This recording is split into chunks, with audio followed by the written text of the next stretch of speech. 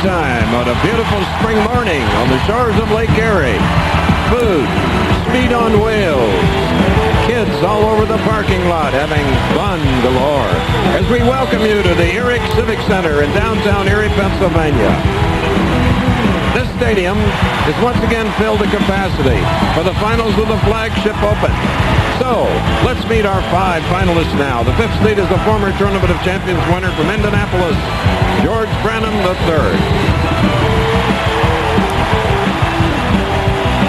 His opening opponent has made his 3rd telecast of the year, trying for his 3rd career win from Bolingbrook, Illinois, Steve Jaros. Our 3rd seed is a former touring pro who's only bowled in 3 tournaments in the last 3 years from Oshkosh, Mike Shady. Our semifinal match features the reigning IOF Media Player of the Year, #1 ranked, Walter Ray Williams, Jr. And our tournament leaders making his 2nd consecutive appearance in the championship round, looking for that first elusive win from Bel Air, Maryland, Tim Criss. And Bo, there's excitement, there's noise, they're ready. You're right, Chris, and just to look at the field real quickly, the momentum goes with George Branham. He qualified by winning an overtime match against Mark Williams last night. The favorite has to be Walter Ray in the #2 position.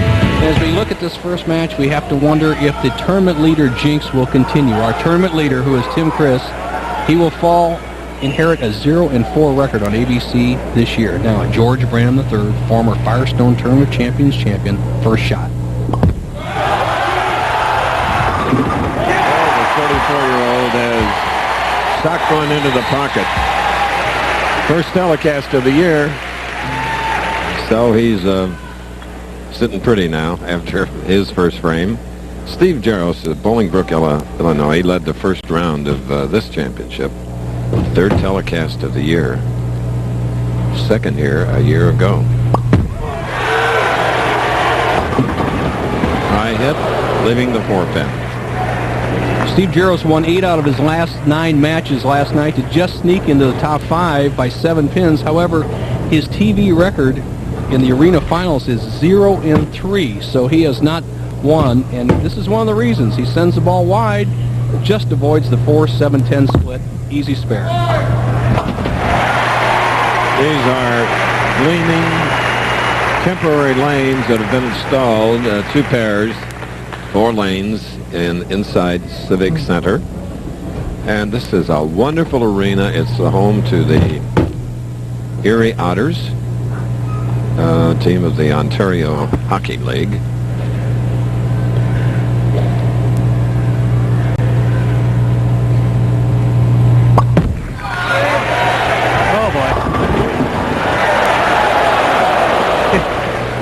Wouldn't topple for Steve Jaros, the 10-pin.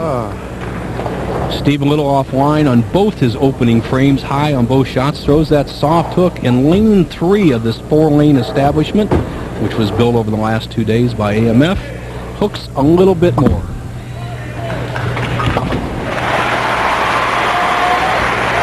All right, 2 spares for Jaros and George Branham of Indianapolis now with a strike up, shooting in the 2nd frame. It's his first arena final. He led after the 2nd round.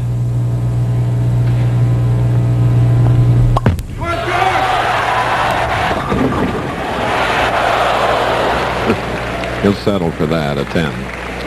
George struggled with the approaches a little bit before we start on the air today, and you see him stick a little bit here and doesn't send the ball wide enough on the right-hand lane.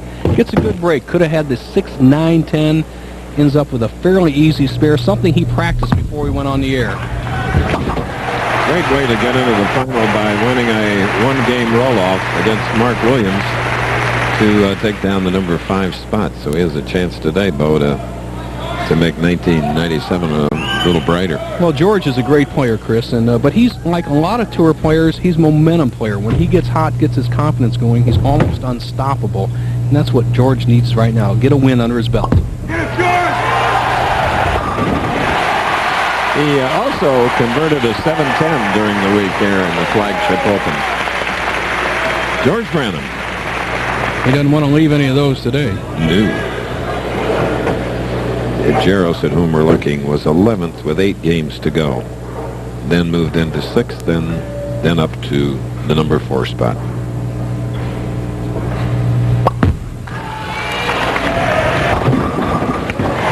right. Cheers are being led here by the Harbor Creek cheerleaders. The alumnus of that school today, Chris, Yes. is our guest announcer, Bob Learn Jr., who we'll see a little bit later. And here we have also the Central High School Jazz Band. We'll be hearing from them throughout the afternoon.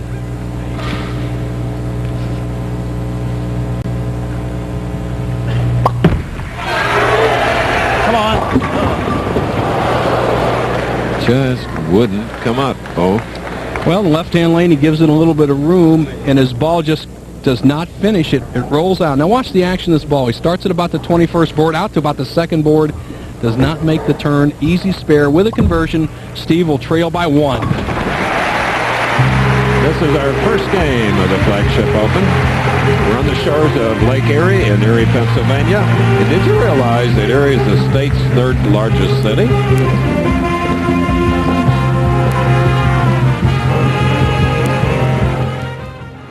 Erie Civic Center. 5,000 fans have paid their way in here, Bo, to see the finals of the Flagship Open. And it's a good group, Chris. It always has been. This is our 4th year, and this is pretty much the godfather of the arena finals. And one thing, a story that's kind of unfolding, is we don't have the same lane conditions we had last year. These are new lanes. The PBA has a new, tougher lane maintenance system this year, so it's going to be some tough match play. Here we go, George Branham. Oh, yes. George started strike spare, now with a double, has an 11-pin lead.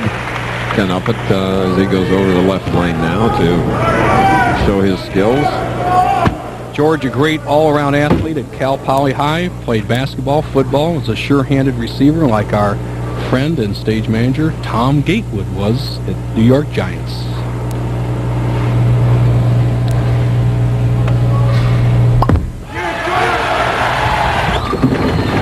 All right, 21-pin lead for George Branham here in our first match against Steve Jaros.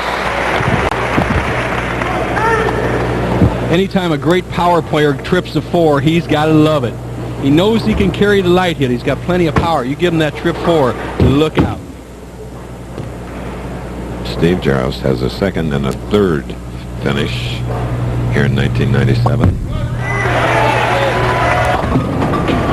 Strikes who are hard to come by. Whew.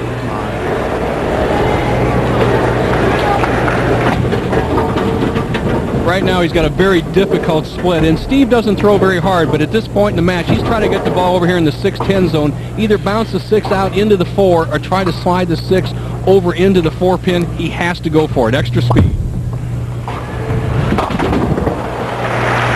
So this is our first open of the afternoon, and it's a 35-pin lead now by George Branham.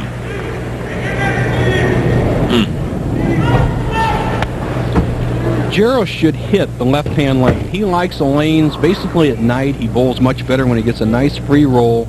He's a stroker-type player like one of the greats of all time, Chris, Ned Day, that you worked with. A ball very similar to that. He likes the back-end hooker. Steve's mom, Helen, and his girlfriend, fiancé, June D., watching along with you, and there they are.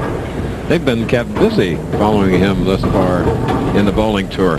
You're right, Chris, as he's made almost every finals this year, and he goes high on the left-hand lane, breaks down the 6-7-10 split, has the 6-10.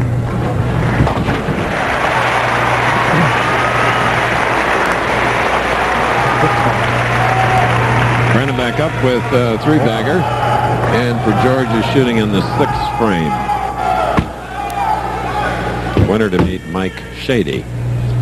Then Walter Ray Williams Jr.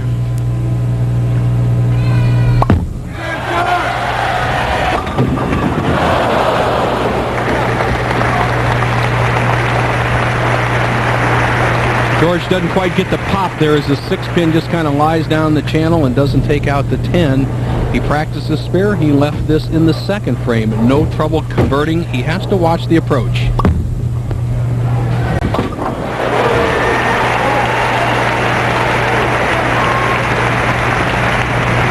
Saturday at 3, 2 Central on ABC's Professional Bowlers Tour. It's the Bud Light Championship from Lake Grove, New York, where Phil Ringener is the defending champion. That's next Saturday, 3 Eastern, 2 Central on ABC. Branham up in the 7th, 34-pin lead over Steve Jaros.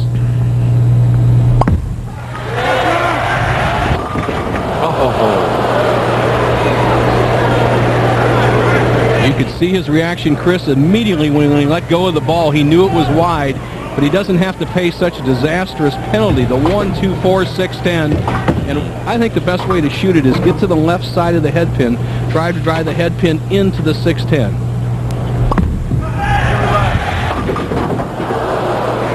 Lots of speed. And it's the first open now for George Branham, matching that. The lead has been cut to 16. We'll be back.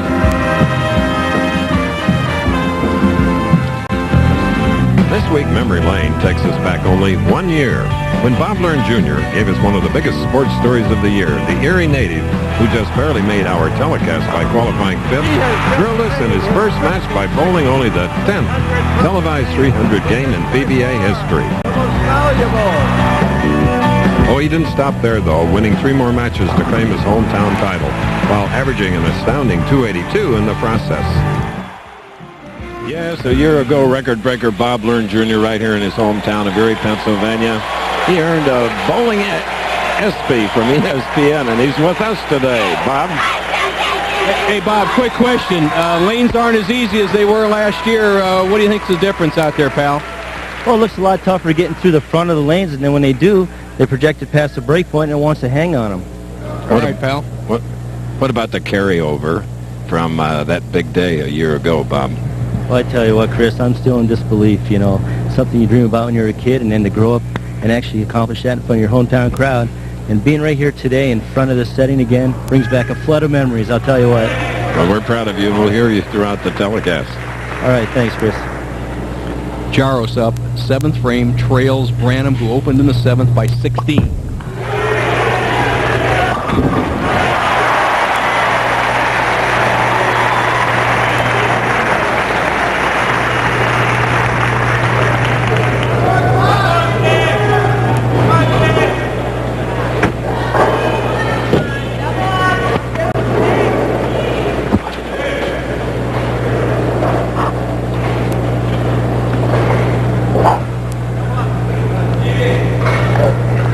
He's standing way to the right and moving it right between the 2nd and 3rd arrows. All right, pretty close. In closer. Better. Pretty close, but he can't afford many more frames without putting some pressure on George Branham III. Right now, Jaros going at a 185 pace, Branham 201.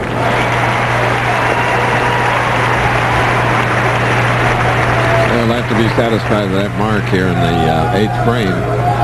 While Branham is up, and he'll try to recover now from that open frame in the 7th. Okay,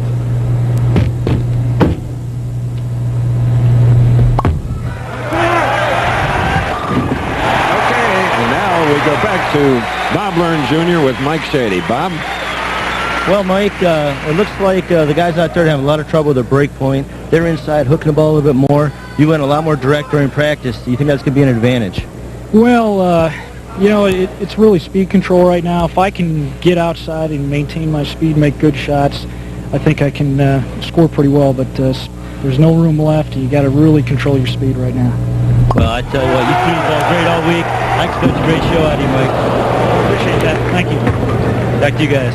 Okay, 6:10 left on the left lane for Branham in the 9th frame. Well, Criss, he's just having trouble with the left-hand lane. George went wide. He had that washouts open in the 7th. Tries to make an adjustment, goes high here in the 9th. This match is up for grabs. Let's project some strikes for Steve Jaros right here. He strikes out. He finishes with 205. Branham only going at a 201 pace. It's going to be who can perform in the 10th frame. First match.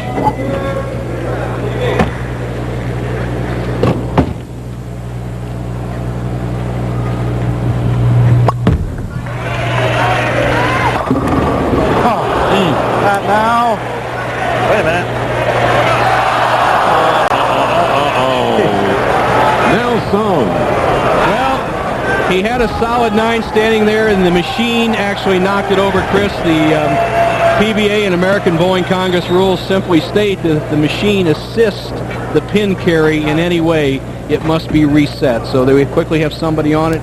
He will shoot that 9 pin, and he really wanted that strike. Tonight, James Earl Jones and Dennis Leary star in The Sandlot, a wonderful baseball movie for the whole family. Then Martin Sheen hosts a look at some of the most spectacular footage. Footage from the most dangerous earthquakes, the terrifying truth, tonight on ABC. Now's a good time for that. Come on. For Steve Jaros to get back in this match, he must throw 2 strikes right here. 2 strikes would force George Branham to mark any kind of mark in the 10th frame.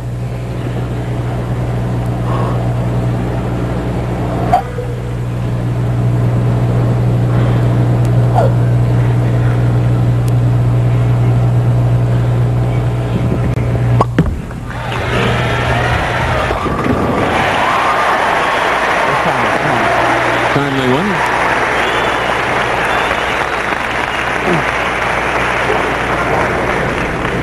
Needs to capitalize on that first hit with a second one here in the 10th, and then he has a chance to win.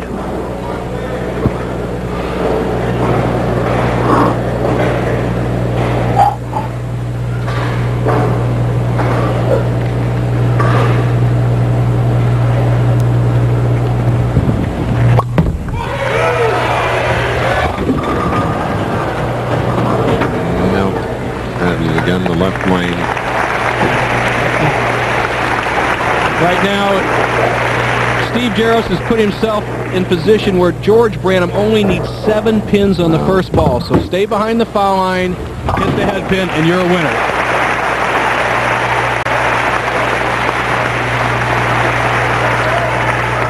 .184 for Steve Jaros. What do you do when you need 7? You go with your best shot. He's hit this right-hand lane very well. Throw it right for the pocket. Winner. Okay. So it'll be George moving up against Mike Shady. This ABC Sports presentation of the Professional Bowlers Tour will continue after these messages and a word from our ABC stations. The Professional Bowlers Tour on ABC Sports. Brought to you by Kellogg's, with good taste, nutrition, and value. The best you each morning from Kellogg's. McDonald's, home of America's favorite fries. And Head & Shoulders, because great hair can't have flakes.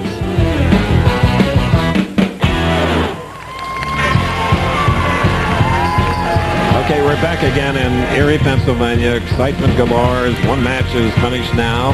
George Branham winning it over Steve Jaros, 200 to 184. And George is one of the interesting people in all of bowling and has had an interesting life, and we'd like for you to get to know him up close and personal. Here it is. The question is, who is George Branham III? Perhaps he's a man of style. Hey, honey, what about this one? Yeah, that's nice. No. No. We'll take it. George, you are really close. Or maybe George Branham III is a man of power.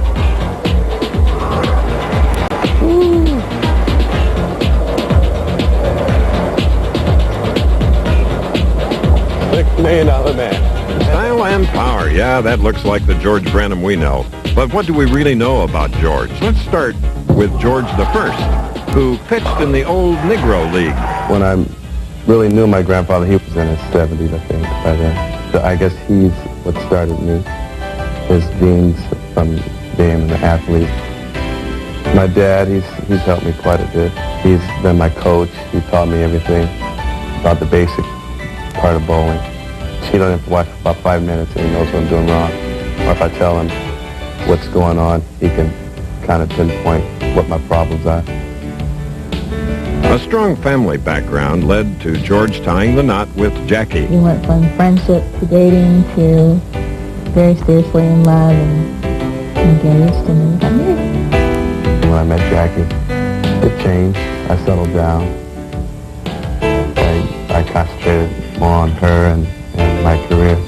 than anything else. With the addition of little Hadley to the Branham family, that concentration is even more focused. But you know, that doesn't mean that the fun stops.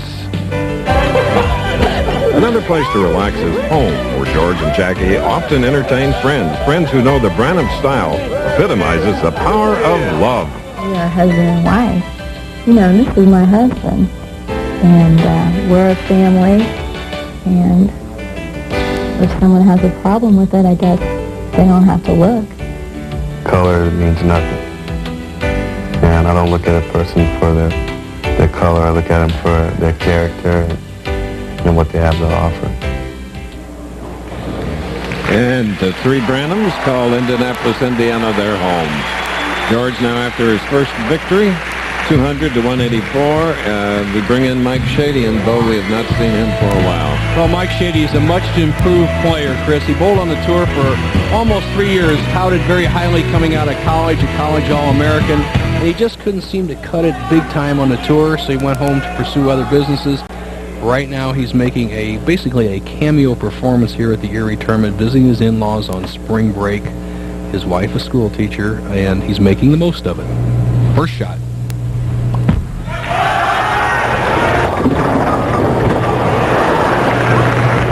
Leaving a two-pin. That had to be a shot that he was happy to get out of his repertoire. Well, he sends it wide, and the trust is a must or your game is a bust. The late Billy Wayluth coined that phrase, and he definitely trusted that. Breaks down to 2-8.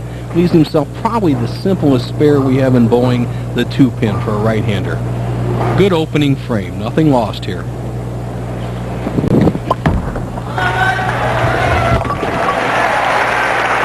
His last television was in 1993. He was fourth in Grand Rapids. Well, as that article that we saw, that little update stated, here's a true gentleman, but he's a very powerful man. He's got his bench press up to about 250 trained solid weights, and a streak player. He can get red hot. Powerful ball. Okay, once again, Erie's own Bob Learn Jr. Well, Steve, you're one of the hottest bowlers on tour this year. You've got 15 out of 16 match plays in a row. Your third TV show, no wins on TV. What's going on out there? Well, I don't know. I think it's just a little bit of a combination of a little bit of bad luck and a few bad shots at the wrong times. But, you know, I keep getting here. I've gotten a lot of help from Brunswick to get this far every week, and it's going to change sooner or later. Well, I agree. You know, last year, Parker Bone, he had a tough run of it. Came out this year, went back-to-back. I think you'll see a lot more of Steve Jaros. Okay, Bob Learn Jr. Good job. And that's a great job with George Branham, too. And Bob had a good point, Chris. As remember, Walter Ray Williams Jr. just went through 3 years of disaster, couldn't beat him himself on television. Then he won the tournament here a few years back, and he's been red hot since. So it's a confidence thing. Until you've stood out there in the shoes, you have no coach, no timeout, nobody to help you. It's tough to get your confidence.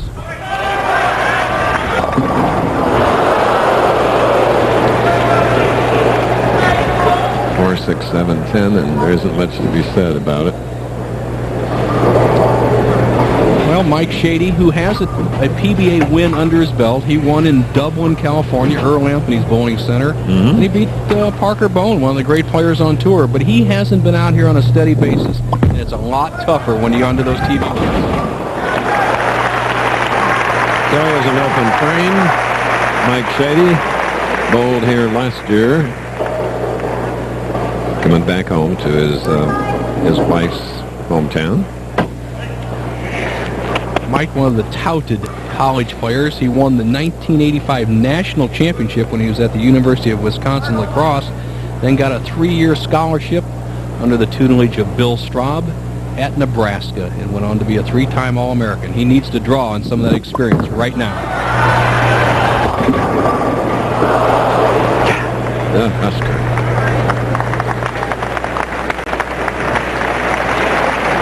Fans here now. Listen to him. So supportive.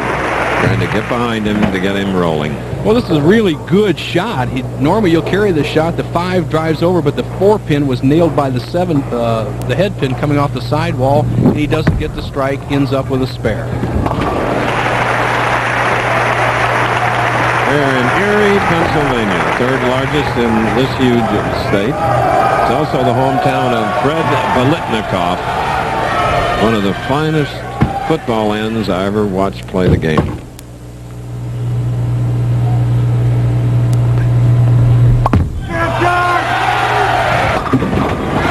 Oh, goodness.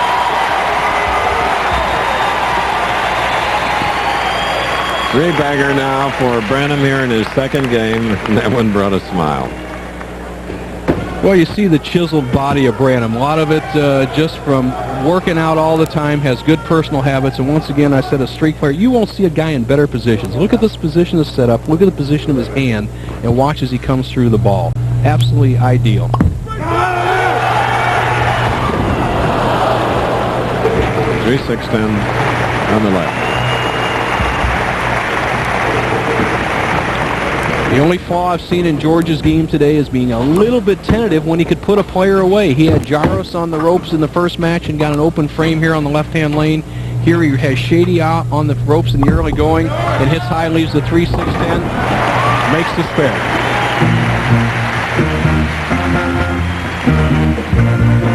Erie's Presque Isle State Park juts out 7 miles into Lake Erie. It offers fishing, a place for wildlife, and more. I think you'll agree that Bo and I have a wonderful vantage point here at Civic Center in Erie, Pennsylvania to see all the action.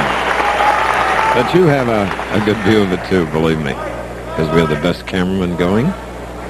And we welcome one back after a 10-week absence, Frank Malchiori, out with an illness which he whipped, and we're glad.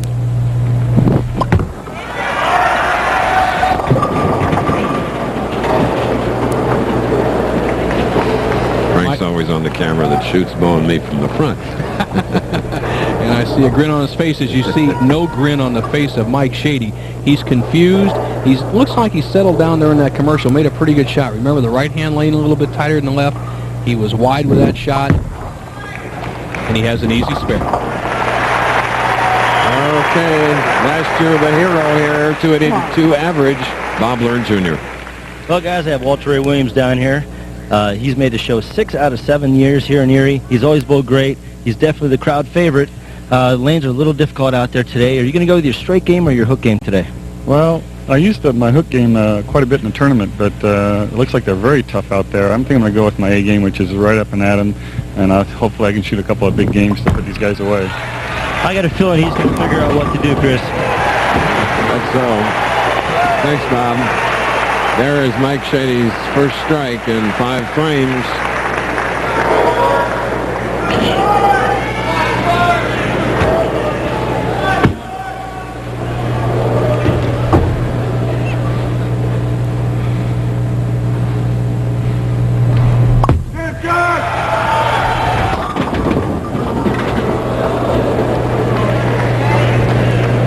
Chris, George gets the ball a little left to target, and that's one of the no-nos on the PBA Tour. And he needs to get the ball between the 3-pin and have it deflect into the 10. The easiest way to convert that split. But once again, no oil help or no pull area on the PBA Tour in the center of the lane this year. Oh, shot. And that makes even spares tougher. We've seen a lot of open frames so far this year on ABC. Doesn't quite get the deflection. Now, there's some schools of thoughts here. Can you use a 12 or 13-pound ball and convert that? Yes, he would have gotten the deflection to make it. However, the 16-pound ball drives through and has tightened up this match. George only leads by 21. Got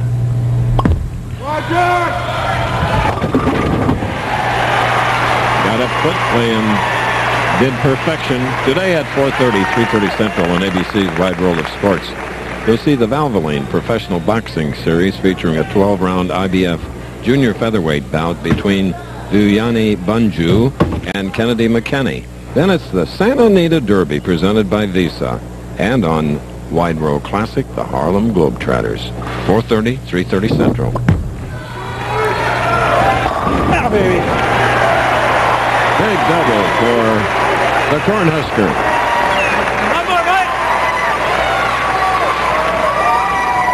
Chris, I'm going to give you a little tip on that Santa Anita Derby. You have one filly in the race, a Sharp Cat, and I think the boys will all be chasing the girl there. I think it's a one-horse race.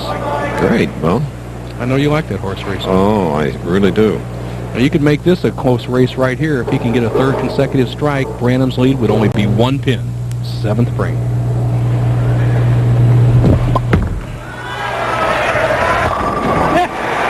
That's a three-bagger. And the little cheerleaders from Harbor Creek are up and cheering. Karen Kadavi, an Erie native, skated recently in Erie. Look for Karen at the Hershey Kisses Figure Skating Challenge Sunday, April 27th here on ABC. And there she is live in the arena. Lovely lady. We've done skating. Tournament leader Tim Criss and also Walter Ray Williams are warming up, getting ready for the next matches. Walter Ray went next, and then the tournament leader Criss. Meanwhile, George Branham, who defeated Steve Jaros 200-184, is now in against Mike Shady. Bowen, it's close. 1 pin lead can extend to 11 with a strike here in the 7th. Interesting, entertaining match. First.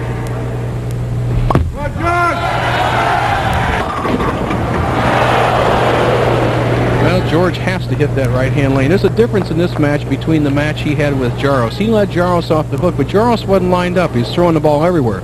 Mike Shady is lined up, and it behooves George Branham III to start throwing some strikes, because Shady will nail it.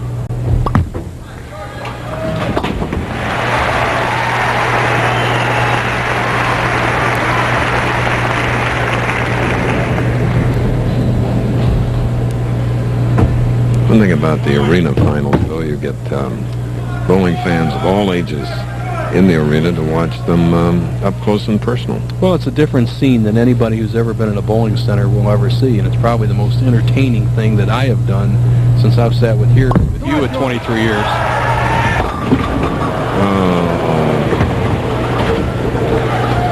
Another 310, Bo. All right, let's watch George. He's kind of what we call short-arming it now. George has got a lot of power, and if he gives it room to the right, he's got to let that power take over. He's trying to jam it in there. There is no help in the center of the lane. He needs to make this split to maintain the lead. Uh-oh. Oh, that is a tough break.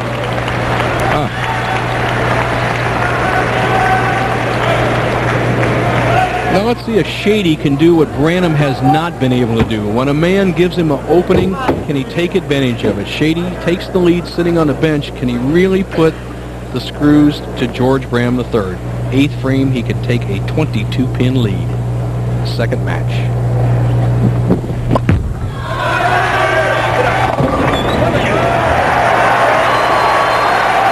Four-bagger for Mike Shady. 31 years old, 5'7", 150, and there's Carrie Shady, the 4th grade school teacher.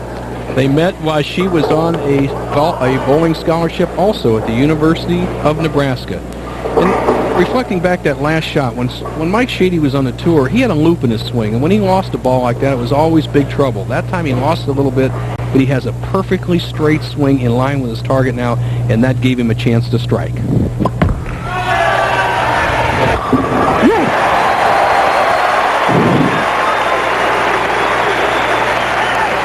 5 in a row now for Mike Shady. Last TV in 1993 for Mike. Now George. 9th frame.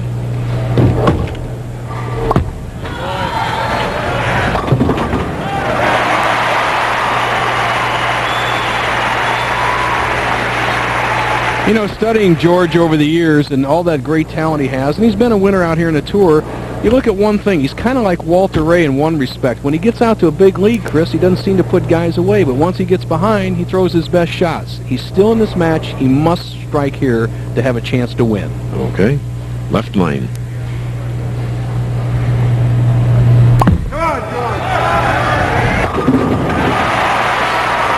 Well, he stays alive. Well, you've seen athletes, all the sports, ice skating, boxing, whatever. What is it with a guy when he's not good when he's ahead? Is it just a mental thing? I think so. I think they lose their the main aspect of their concentration, and they've forgotten about the kill factor. Good point. Well, he can get back in the match. He has a chance to win if he strikes here.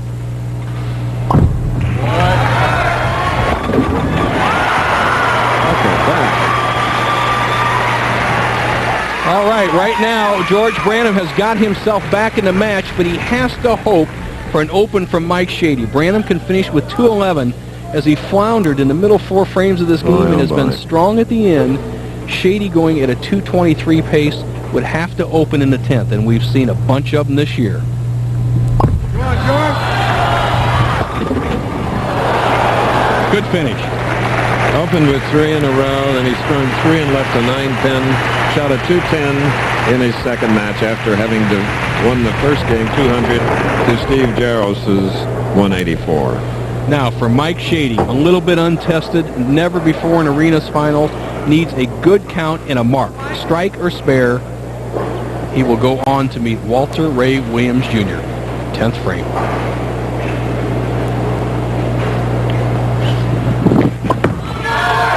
Come on, baby. Yes!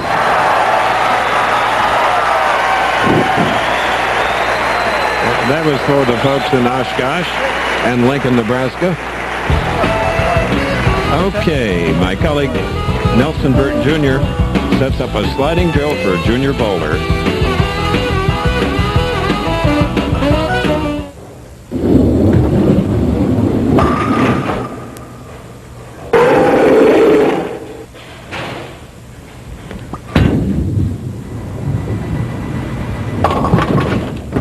Yeah, they're not bad. Basically, you have a pretty good style. However, you have one fundamental mistake which we have to correct in order for you to get to the next level of bowling. And that's basically this. When you get to the foul line, you're letting your foot turn parallel to the foul line. Thereby, your hips are out of line. You can either throw the ball wide to the right, as you just did, or correct it by pulling the ball across the body. So what we have to do is get you to work on sliding your foot perpendicular to the foul line and facing down the lane. A good practice aid is to place some tape down on the approach in the slide area and have the young player try to slide their foot in that area each time. Try it, Heather.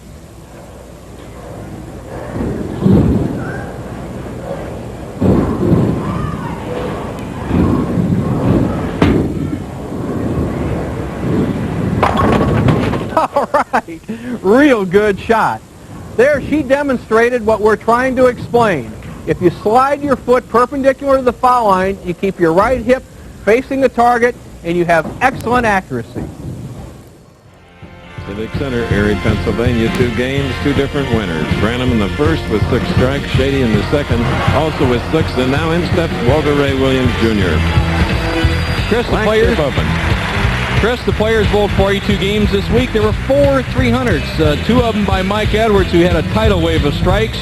Some of the other players to make the top 40, Ozio Petraglia, Albee, and watch Norm Titus, who finished number 36, and look for some of your other top players in there. Ballard making a great comeback. Bob Learn is now a former champion, finished 11th. Ryan Voss. Ryan Schaefer looked better than I've ever seen him yesterday while he's bowling in the finals. Jim Johnson, a winner earlier this year. Curtis Odom.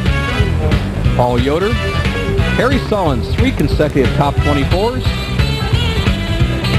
And Mike Luff, what a power ball he throws. Watch him. He'll be up in the top 5 one of these days. Okay, and the upcoming stops next week on Long Island, Lake Grove, New York, 3 Eastern, back to our regular time, the Bud Light Championship.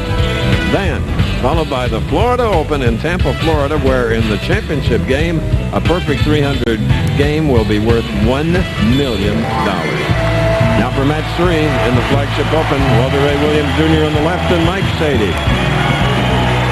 Well, Mike Shady has won 1 tournament in his career and defeated one of the great ones, Park Barnes, so he should not be intimidated by Walter Ray Williams Jr., who admittedly was a little bit confused going out here. It would behoove Shady to nail him down early, though. Like that. Good start.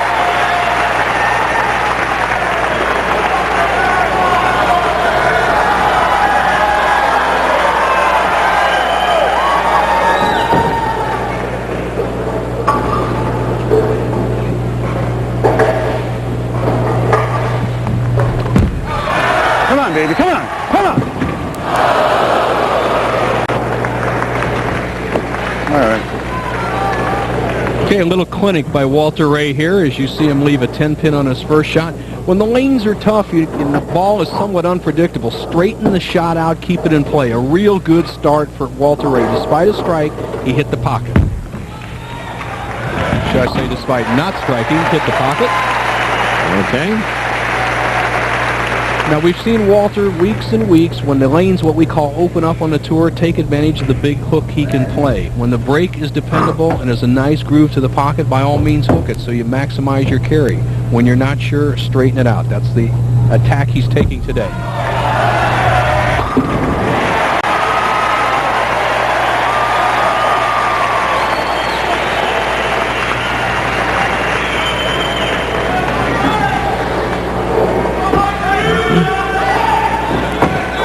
Shady on the right lane. Strike up, shooting in the second.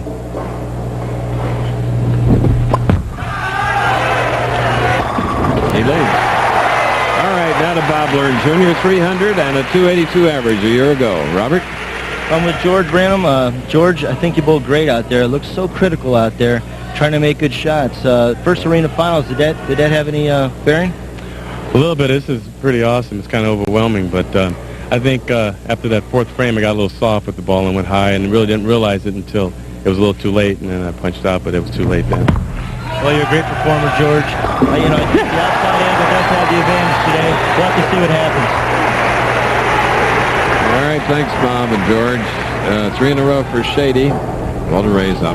Strike working. The full approach by Walter Ray, 17 feet. The approach, the lane, 60 feet. Pins 3 pounds, 6 ounce. Come on, get up there, come on! Yeah! Oh, he floats with the channel, Bo. Well, I think Walter Ray's making a statement, more or less this year. He's in the last 16 tournaments. He's made the championship finals, Criss, 10 times. And he's starting to step in that category of the Dick Webbers, the Don Carters, the Mark Ross, the Earl Anthonys. That's a very elite air, and I'll tell you what, another year or two, you have to mention his name in the 5 all-time greats.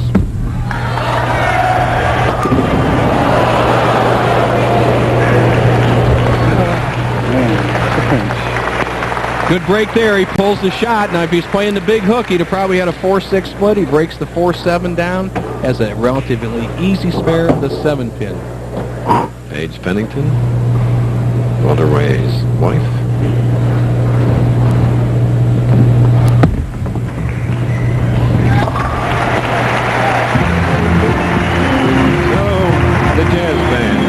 Into a break here in Erie, Pennsylvania. There they are. Chuck Lute, the director.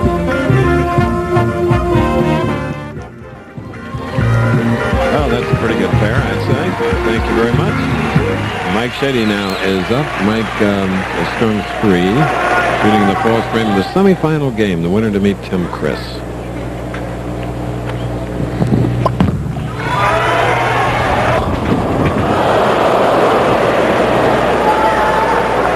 We've seen it so often, Criss, and it's happened to George Branham. He had a good analysis of his own game when he lost that last match. He decelerates and gets soft and gets very protective, and the ball will not hold. There's no hold in the center of the lane on the PBA Tour. You must keep that arm swing acceleration going, or you pay a penalty. Okay, again, Bob Learn Jr. Well, Tim, you bowled great all week, tournament leader.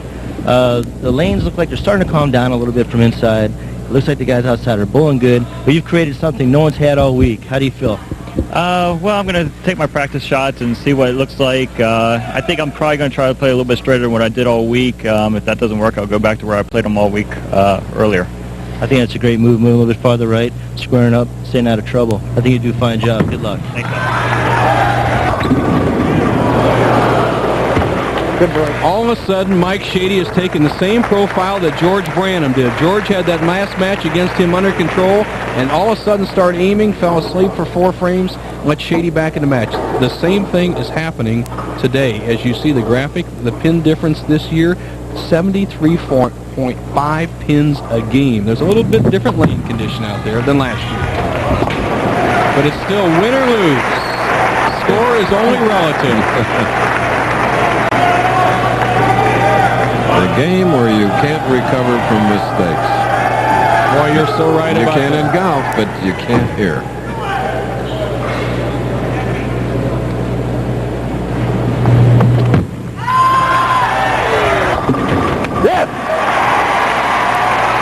Come on.